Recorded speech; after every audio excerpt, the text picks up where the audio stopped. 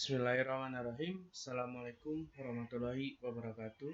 Perkenalkan, nama saya Nanda Jibunang, PN 11.1199 dari kelas C dengan mata kuliah Hukum Jaminan dan dosen pengampu yaitu Bapak Dr. Saim Aksinudin, SHMH. Di sini saya akan menjelaskan bagaimana jaminan gadai dalam perspektif hukum perdata. Selanjutnya, saya akan menjelaskan terlebih dahulu pengertian dari jaminan. Jaminan, istilah jaminan merupakan terjemahan dari bahasa Belanda, yaitu zekerheid atau kautie, mencakup secara umum cara-cara kreditur menjamin dipenuhinya tagihannya.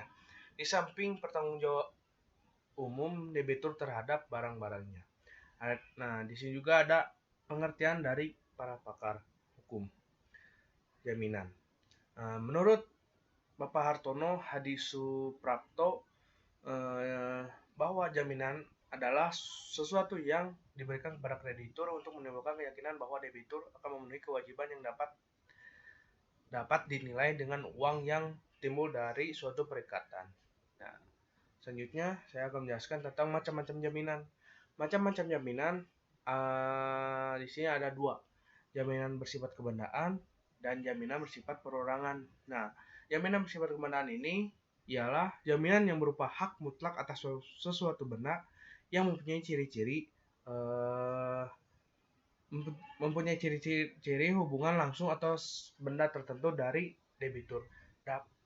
Dapat dipertahankan terhadap siapapun, selalu mengikuti bendanya, atau bisa disebut juga dread the suit, dan dapat dialihkan.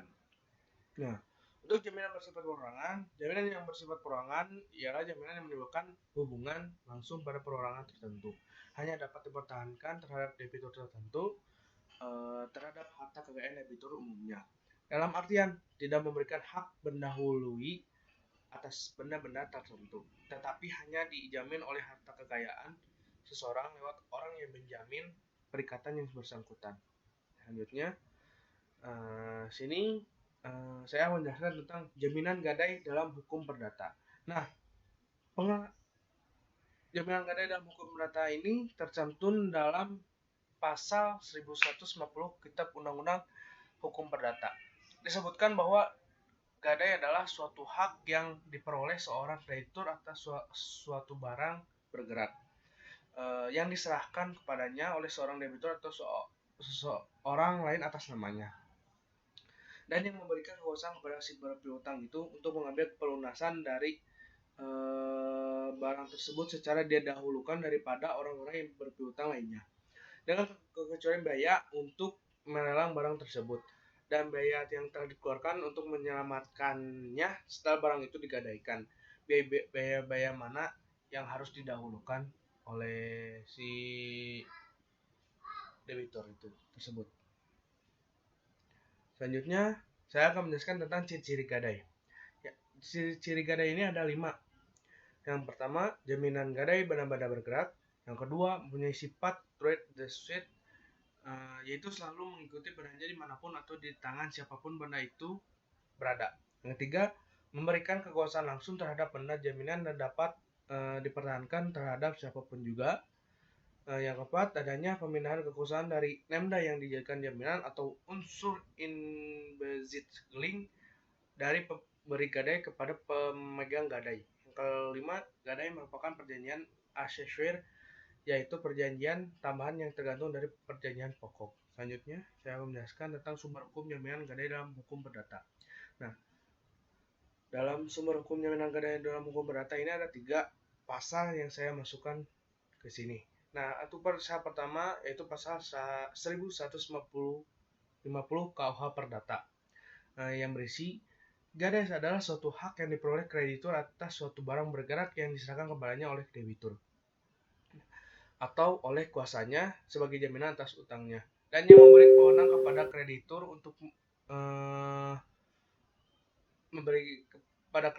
mengambil pelunasan piutangnya dan barang itu dengan mendahului kreditur lainnya, dengan pengecualian biaya penjualan sebagai pelaksanaan putusan atas tuntutan mengenai pemilikan atau penguasaan, dan biaya penyelamatan barang itu yang diwakilkan serta barang itu sebagai gadai dan yang harus didahulukan. Selanjutnya ada pasal 1151 KUH Perdata. Perjanjian yang bersih, perjanjian gadai harus dibuktikan dengan alat yang dikenankan untuk membuktikan perjanjian pokoknya. Yang terakhir, pasal 1152 KUH Perdata yang menjelaskan tentang hak gadai. Hak gadai atas barang bergerak yang berwujud dan atas utang bahwa timbul dengan cara menyerahkan gadai itu kepada kekuasaan kreditur atau orang yang memberikan gadai atau yang dikembalikan atas kehendak kreditur. Hak gadai dihapus bila gadai itu lepas dari kekuasaan pemegang gadai. Namun bila barang itu hilang atau diambil dari kekuasaannya, maka ia berhak untuk menuntutnya kembali menurut pasal 1977 alinea kedua. Dan bila gadai itu telah kembali, maka hak gadai itu dianggap tidak pernah hilang. Hal tidak adanya wewenang pemberi gadai untuk bertindak atas barang itu tidak dapat dipertanggungjawabkan kepada kreditur, tapi tanpa mengurangi hak orang yang telah kehilangan atau kecurigaan barang itu untuk menuntutnya kembali. Selanjutnya ada syaratnya sahnya gadai. Di sini syarat sahnya gadai itu ada 4. Yang pertama, sepakat mereka yang mengikatkan dirinya. Kedua, kecakapan untuk membuat suatu pendekatan.